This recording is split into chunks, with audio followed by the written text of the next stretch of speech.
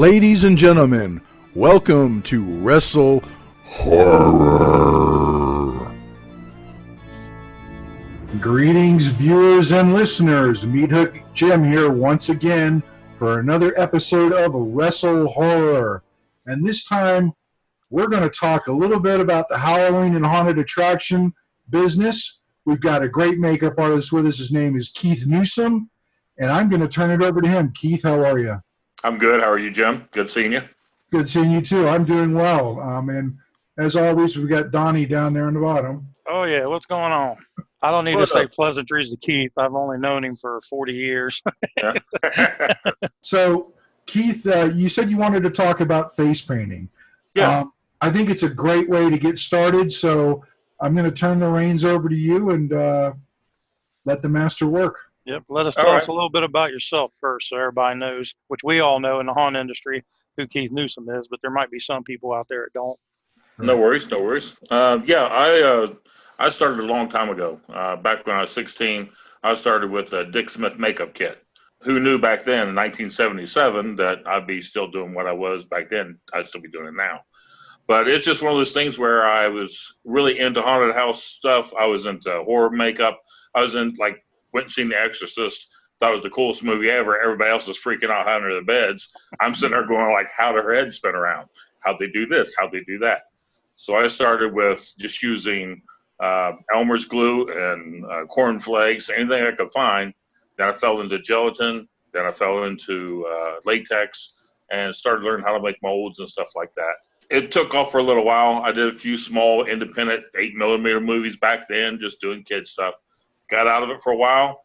And in 2005, Terra Park was here in town. My nephew, Mike Newsome, said, hey, won't you guys bring my Uncle Keith in? He's really good at makeup. And they're like, oh, well, we'll see.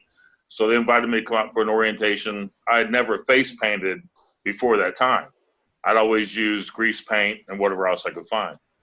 So I walk in, they're doing orientation. I notice these little books by Nick and Brian Wolf. And I'm looking at the books going, man, this is kind of cool. And they said, would you like to give it a try? And I'm like, yeah, sure. So I painted a girl named Bree. I was very timid. I was kind of shy. And next thing I know, she's going, just paint me. So I started painting her. And I'm looking at it, it's like a red skull. I'm like, yeah, this kind of looks like crap. And then everybody behind me is freaking out. They said, well, come back here and look at it. And I was like, okay, that's kind of cool. So I joined Terra Park as just sort of a guest makeup artist. I didn't really join them to become part of the makeup team. I was just doing it to have some fun. Well, that took off. Then I became chief makeup artist. Then I took my first makeup class with Nick and Brian Wolf, and they became basically my friends. And I will tell you, if you are looking to get into haunt makeup, any kind of face painting, anything such as that, definitely take classes. It doesn't matter if it's from haunt professionals to just your standard makeup artist. I've taken under Nix Herrera. I've done through Marcelo Murad, Pashur, Nick and Brian Wolf, and multiple others. Matt Seal, Jonathan Kinney, just local favorites around here. And the more that you get into it, the better you become. And it's as far as product goes, I'm basically a Wolf paint with Wolf FX or Maron by Paradise. Paradise by Maron, one of the two. But paint can be expensive. I've got close to $4,000 worth of makeup since 2005 to now. And if you're looking to get into it, practice all the time. Don't practice stuff that you know. It's just like music. The more you know, the more you do, the better you become. And you don't have to reinvent the wheel. All you got to do is practice 2 butterflies, 2 skulls, 2 whatever. But that's how I got into it. And I went from there to Scaratorium to Trelator Meditaire. Now I'm with the Miller House. But it's just one of those things where you're always in demand. And if you do get into it and you do become good, you can make a lot of money at it. I've taught at least 4 or 5 people. Most of them already have their own makeup companies. So, and they make good money at it. So it's profitable just to learn how to do the fairies and princesses and the lions and all that stuff. I'm more the superhero monster guy. So that's where my head is at on this. Well, it's definitely got, you definitely got a wide range of experience and some really great mentors and teachers. That's a who's list of face painters. Yes, it is. And they're all excellent in their own right. They'll have their own styles. And that's the thing is, if you want to become a face painter, use the good stuff. You can go buy the stuff from your local market or whatever and try to use it. But the better your quality of your stuff, the better result will be. I use Wolf for using line work because it goes on smooth. It lasts a long time. But if I'm going to fill in somebody's eye, I'll use Maron because it's all water-based. There's different kinds of paint. You have alcohol-based, water-based. And I tend to stay away from the alcohol-based because it's harder to get off. From a haunter's point of view, it's easy on, easy off. Because I've learned that if you do put face paint on yourself, most people think you have to use baby wipes and wipe all that off. I try to stay away from that because water activates it. So as soon as you get your face covered, I can go out and be my big, ugly, snappy the clown, come back in. I can take water and I hold it against my face, hold it against my face, hold it against my face 2 or 3 times. First time it activates it, next time it starts to melt, next time it starts melting off, and then I just wipe it, throw soap and water. I can be back outside in my regular clothes, and no one will know that I even had makeup on. It's just by that. But it's just one of those things where I think that the more you know, the easier it becomes. And the more you get into it and the more you do, the more fun you'll have with it. So it's really easy to me because I'm an artist. If you're artistic, great, but you can learn it. So it's just practice, practice, practice, just like anything. And it's fun. I mean, it's nice. I will tell you one story, and this is my only story that I've always stuck with, is I was face painting at a movie theater. And this lady comes in with about 9 kids. And they were all mentally challenged, and one little girl was burnt. Half her body was burnt. And so I'm painting the kids and stuff, and they're moving around and all this they normally do. And then the little girl sits down, and her face is burnt, her arm is burnt. And I said, "What can I do for you, darling?" And she said, "I just want to be pretty." So I took, and every burn, every scar turned into a butterfly, turned into a flower, a leaf of some kind. And then I showed her the mirror and her face, and she lit up. And then she started crying. I started crying. And there's 50 people behind me, and they're all crying. And I like, at that moment, it didn't matter how much money I've spent, how much time I've put into it. That one moment was worth everything. So if you can change one person's life just by doing something that you enjoy, heck yeah, man, go for it. So there's all kinds of aspects to face painting. There's all kinds of artwork and body painting and face painting and haunt makeup and kids' birthday parties and doing fairs and just generally just helping people out with small things when they want something done. But the bigger part of it is making somebody change instantly when you put makeup on them. And that's the bigger joy for me of doing that. Whether it's haunt makeup, you make somebody a zombie, they're a zombie, or you make a kid a princess, she's a princess. So, yeah. So, Keith, I haven't known you as long as Donnie has, but I've known you a few years, probably going close to about 10 now. Yep.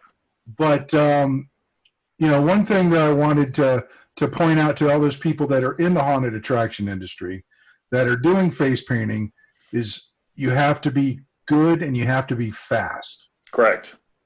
Because you got a lot of people coming through your makeup room and they've got to get into their scenes. Is there any advice you can give to artists out there to help them speed up?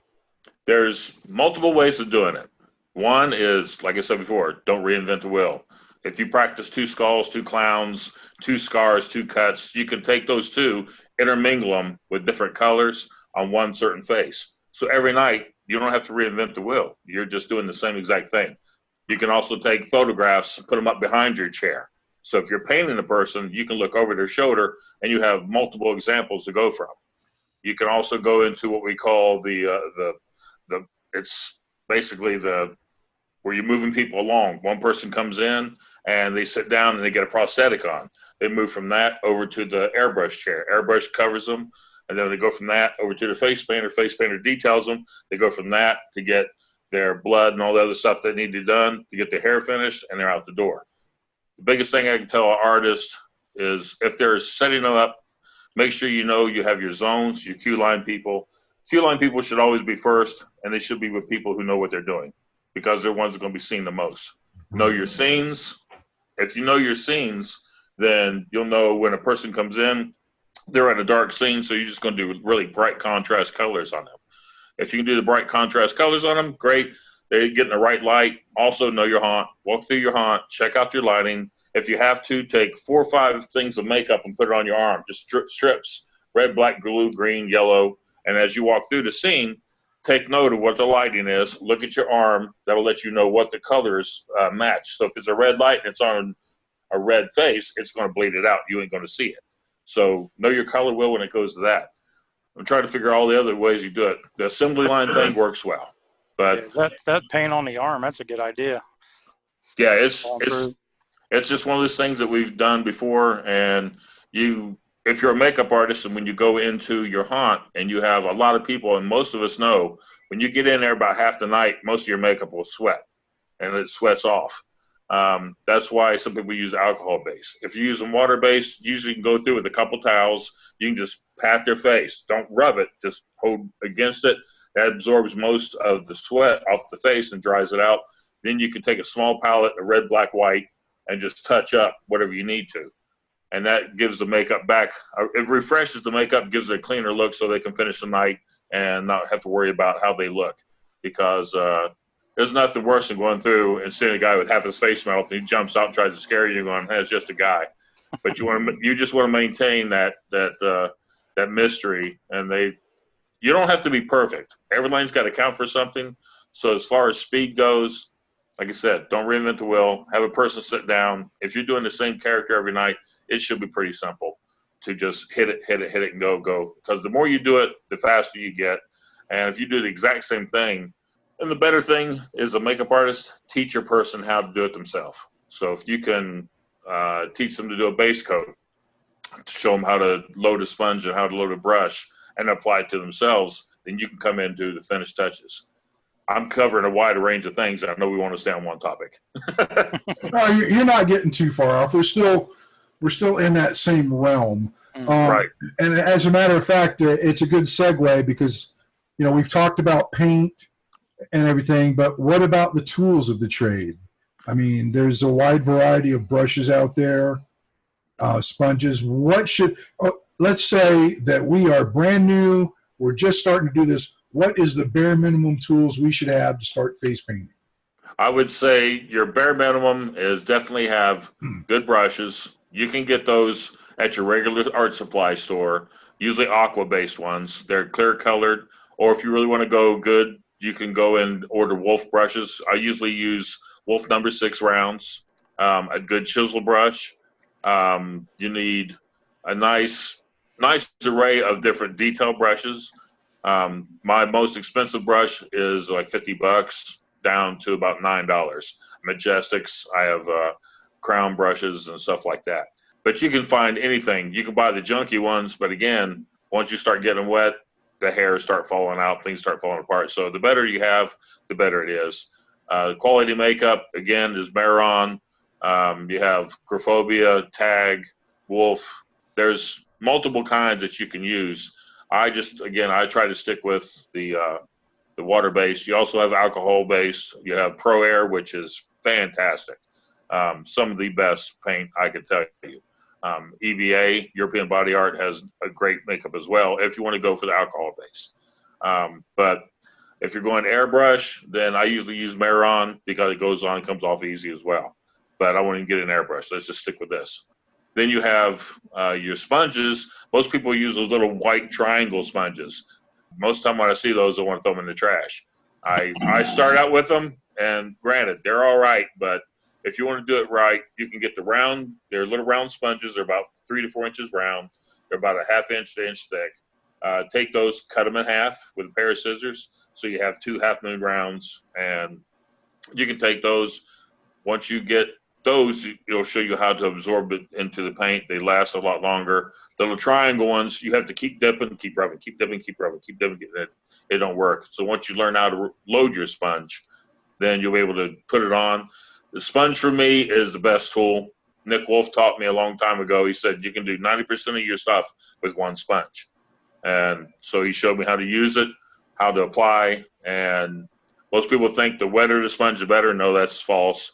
You want your sponge semi-dry. So when you load it up, and then once you apply it, your paint will be almost dry within 30 seconds. If it's wet, it'll take forever, and it takes you forever to get the face painted. So it's just little tricks like that, how to cut down the dry time so it makes you be able to become faster on painting. So you have the brushes, sponges. It's always good to have a good makeup chair and a good table. I make my own tables. Basically, I tell this to everybody. It's on a music stand. All you do is the music stand, a piece of plywood on top. You set your makeup on top of it. You have places for your brushes, places for your paints. So it's all within arm's reach. So that's the biggest task that I find a lot of people do. As far as makeup artists, they're always looking for something. So if you have everything in arm's reach, it's so easy to just reach over, grab it, use it, put it back. Nick taught me a long time ago, all you need is one brush, which is true. But you continually keep cleaning your brush and use the new paint. If you want to get into a speed brush like we do with our paint or with our haunt, you'll have 100 people to paint in 2 hours. So once you line your people up, you have them by category, queue line, first area, second area, third area, and so on. And then once they sit down, you have a dedicated color for every brush. You have 12 paints. You don't need 100 different kinds of paints. You just need 12 basic colors that you can go from. And you can mix them. You ain't got to worry about being pretty. It's water-based. It's paint. It don't matter. It's hot makeup. It don't matter. If you mess up, it don't matter. It's hot makeup. You're only going to see them for 30 seconds. So just make it believable. So, but back to the tools. You have your table, your chair, your kit. You have your stuff on the wall that you can look at. And then your biggest asset is your actor. Because no matter how much time, how much energy, how much training you have, you can make somebody look like they just walked off the set of The Exorcist. The actor goes out, sits in his scene, goes, man, I just want to smack somebody with a stick.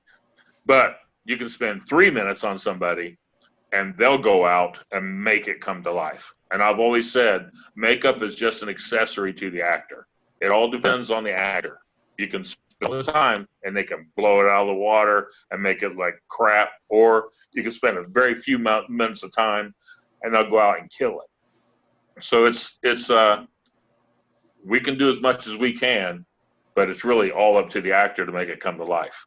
It's no different than painting a portrait and sticking it on the wall.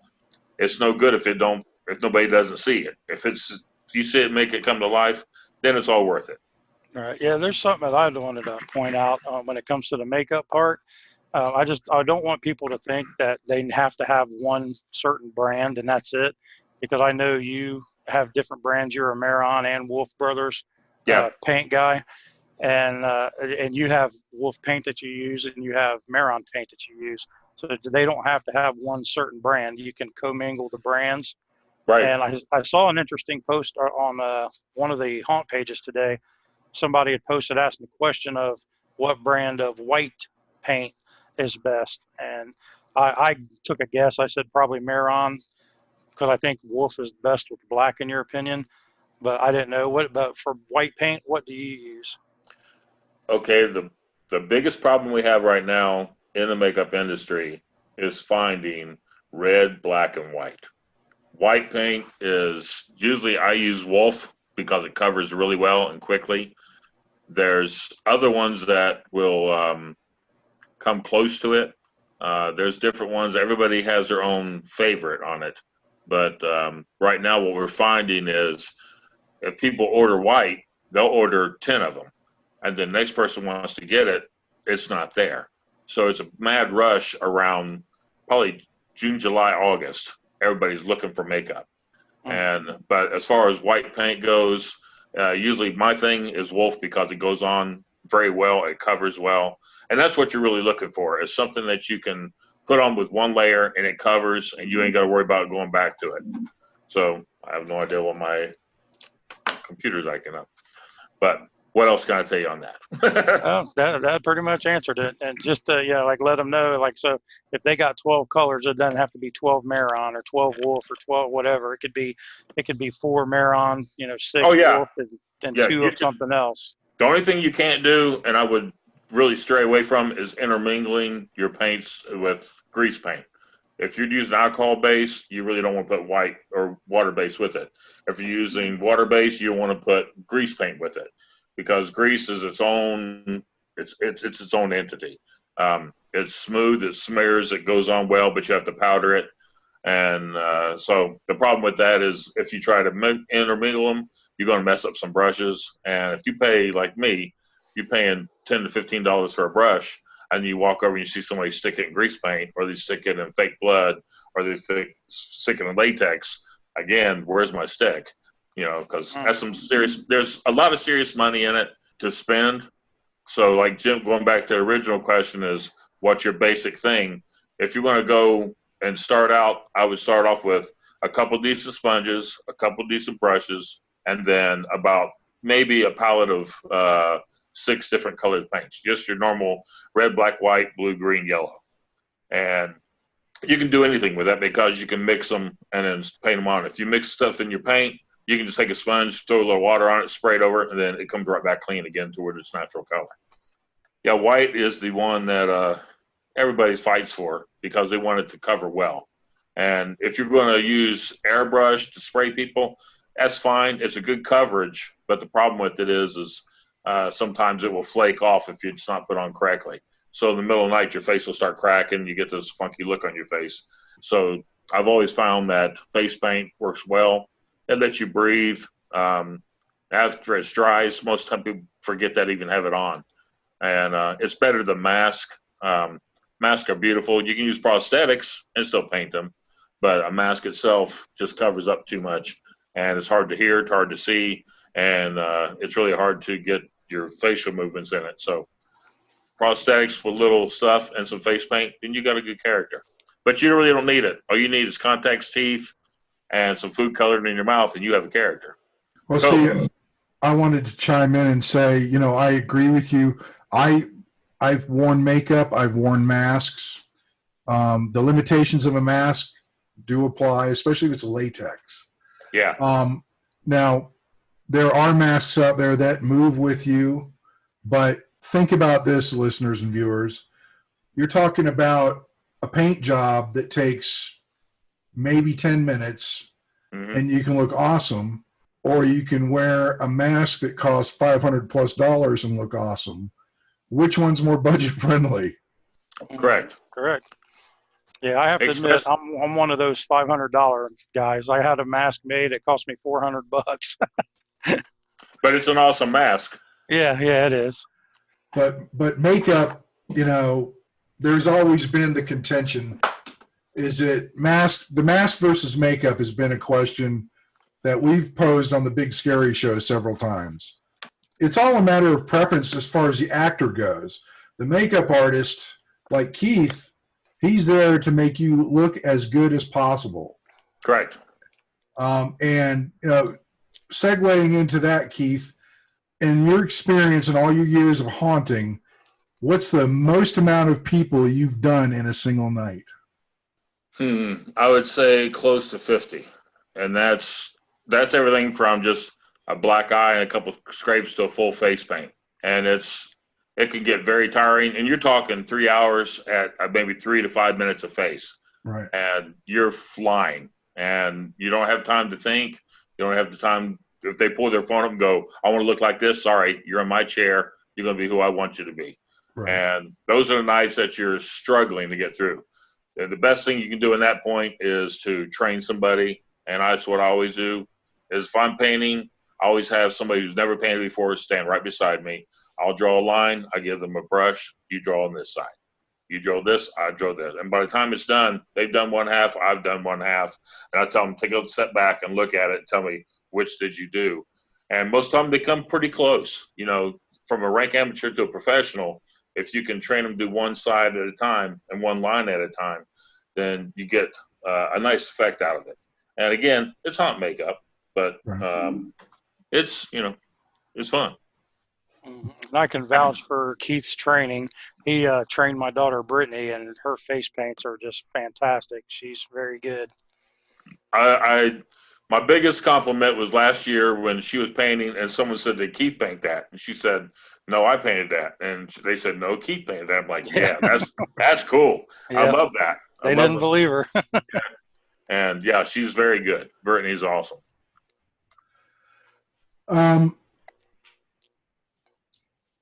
Yeah. I just tripped over my brain, I think. Yeah, well, being where you have to paint as fast as you do, you've kind of developed what you call like a 5-minute paint job. Correct. And it's kind of like you've developed it to where for that purpose, for haunting purposes, where you can just push people out, because people don't understand that a haunt paint doesn't have to look camera friendly and camera ready. It Correct. can be a little muddy, a little sloppy, because that's what it's supposed to look like. And so, yeah, do you want to talk about your 5-minute paint technique real quick or anything? Yeah. Basically what I do is before they even sit down, I like to interview them before they sit down. I want to know where they're at, what scene they're in, and then a little bit behind what they're doing.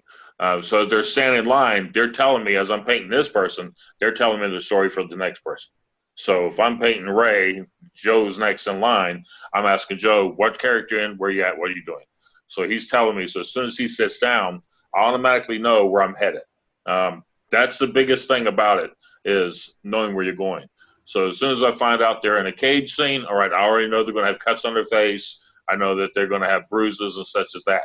If they're in a closet, locked up, then most time, and it's my favorite thing of all, is, they're locked in a closet, so what do they eat? Usually their own feces. So usually I'll take, look like they have poop all over their face, and they're usually very jaundiced and very white. So you get an idea of what the character looks like. So you automatically, the biggest aspect of this is knowing where you're going. So once you have that character in mind, as soon as they sit down, it's basically two-fisted. I tell the people before they sit down, I'm going to come at you fast and hard. Just sit still and relax. And I'm using both hands. I'm using a sponge in one hand, a brush in the other. I use a lot of blending techniques. I'll use a brush, hit it with the sponge to blend it down. I do more, get another brush. So it's basically coverage. Then I hit the main details, shadow and effect, splatter, and then out of the chair. But the biggest part of it is I try to make sure that everybody that sits in my chair has no flesh whatsoever seen. Neck, arms, everything's got to be covered. The only flesh I want them to see is either hanging out of their mouth or they're carrying it. So it's just that aspect of it, because once they sit down, they have to have their costume on, so it gives you color reference. If it's a clown, you know what the color is that you can go off of. So it's green and yellow. Okay, the whole face is going to be green and yellow. If they have a wig, they have to remove the wig so you can do the face, but it also gives you an ability to know exactly where they're going to be as far as how far to go up in makeup. I can pull the wig down and cover it. That saves me a minute. If they're going to be a zombie, I can go fresh zombie, which is just tearing the mouth off, not even touch the face. You can just make it look like you painted the face. A couple rows of teeth, a little bit of red, some purple in there, and some scratch marks to splatter some blood. You have a fresh zombie. If you really want to go into a little more detail, you take some purple, go into the eyes, and darken them up. But it's just the biggest aspect of the 5-minute thing is knowing where you're going, sitting down, doing the exact same thing all the time. Everybody thinks I'm super fast, and I'm fast. There's no doubt about it. But am I the greatest makeup artist? Absolutely not. There's a ton of makeup artists out there a whole lot better than I. But with that, it's just becoming fast equals being able to go in and do something so quickly, and everybody else is amazed by it. But I'm looking at it as I wish I could stop, take a step back, and take my time and spend an hour on somebody. But then it goes back to, we're in hot makeup. It doesn't really matter. As long as every line counts, it makes it look believable. Once you get that person done, up and out, next person sits down. Let's go. Let's do it all over again. And you have to have a good back, which I don't anymore. But you have to have a good back. Your arms will get tired. You have to drink water the whole time you're painting because your hands will cramp up.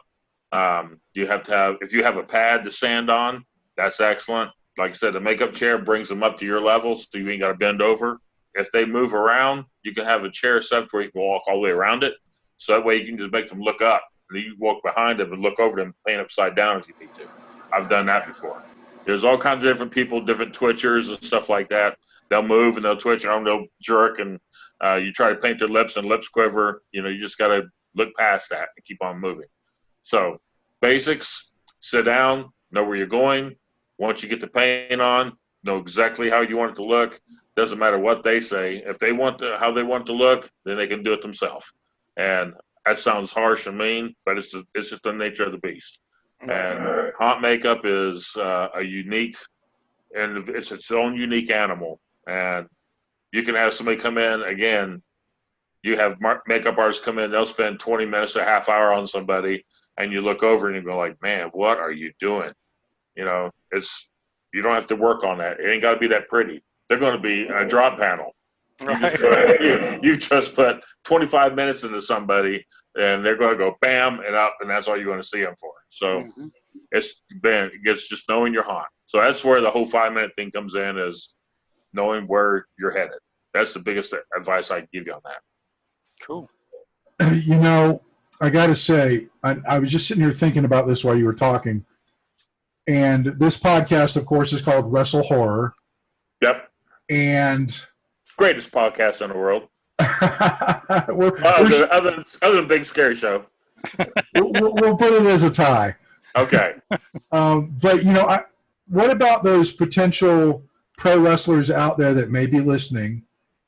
They've just got a whole bunch of information, too, because, some wrestlers paint their face. We just recently interviewed a wrestler out of the Southwest named Thunder Rosa, and she paints half her face as a sugar skull. Nice. But, there's a lot of wrestlers out there that use face paint in this day and age. And what about these kids that are up and coming that want to make a name for themselves and create their own character? They can learn from what you've talked about so they can do the face paint better. Correct. Now, if I will go with this, I know they face paint a lot for a lot of wrestling and stuff. If you're going to do that, then I would definitely go what I call the KISS route. It's all grease paint and powder. Once you put it on, once you put the grease paint on, you paint it on, you powder it, you kind of clean it up, you do it again, you powder it one more time, and you paint one more layer on it. It's a 3-layer process. So once you get it on, you powder it, and it dries. So you ain't got to worry about it smearing so much. If you're doing water-based paint and you want to do that, you got your design, you go out, you start sweating, you start rolling around, they start hitting you and it's moving across your face, it's going to smear across your face. So water-based, you can use, it's a sprayer called Bear Spray. You put that on over top of it. They used to have a thing called No Sweat. You put on before, and then you put the paint on and put Bear Spray over top of it, and that kind of helps out. But as far as wrestling goes, that's very tricky because you're going to get your face smeared around a little bit. So your best bet is to go the grease route with powder, and that makes it a whole lot easier to maintain and not have to worry about it smearing so much. Well, there's some advice for the aspiring pro wrestlers out there. Well, I'm looking at the clock on the wall, and it's starting to wind down here. So, Keith, any last-minute advice before we go on to you getting to plug some of your stuff? Biggest tips, again, use quality stuff, practice, know where you're going, take classes. And classes can be found online. You can look on YouTube. You can go into Stan Winston's site and learn how to do whatever it is you want to do as far as face painting, sculpting, whatever. Definitely go to conventions, listen to those guys, look at the demos. There's always somebody doing something as far as makeup goes at a convention. Hunters Convention, OHA, Midwest Hunters, Trans World. There's all kinds of those that you can go to and learn and get product from. But the best thing I can say is experiment, play with stuff. I'm using certain kind of makeup because it's FDA approved. But I will tell you this, never, ever, ever use acrylic paint on somebody. That is poison, and it gets in your eyes, it gets in your mouth. Is it going to kill you instantly? No. But if you continually use it, you're actually poisoning your body or poisoning someone else. So my biggest thing as far as that goes is know what you're doing, listen to the professionals, and I am telling you as a professional, do not use anything other than FDA-approved face paints. Snazaroo is fine. It's a kid kind of thing, but it's a great paint. Like I said, there's tons out there that you can use. If you really want to go to sillyfarm.com. They got everything. And Heather runs a great organization there. And as far as anything else goes, if they want information and they want to know if they got questions, you can contact me through Wrestle Horror, and if I don't know it, I'll find out for you. Well, there you go. You get a hold of us at Wrestle Horror, and we can put you in touch with Keith. Right on. This has been a great episode, Keith. Thanks so much for coming on. We're definitely going to have you back for other stuff for sure. Oh, definitely, definitely. We've got a lot of great information for some haunters out there, and maybe even some wrestlers. And that's the goal for this podcast, is a little information for both. So, right on. Thanks again, and we will see you all in the next episode. All right. See you guys. Thanks. Goodbye. Thanks for listening. Make sure you follow us on all of our social media outlets. Facebook.com/WrestleHorror, Instagram @WrestleHorror, Twitter @WrestleHorror, on our YouTube channel, the Wrestle Horror Channel. Also, you can find us at www.wrestlehorror.com.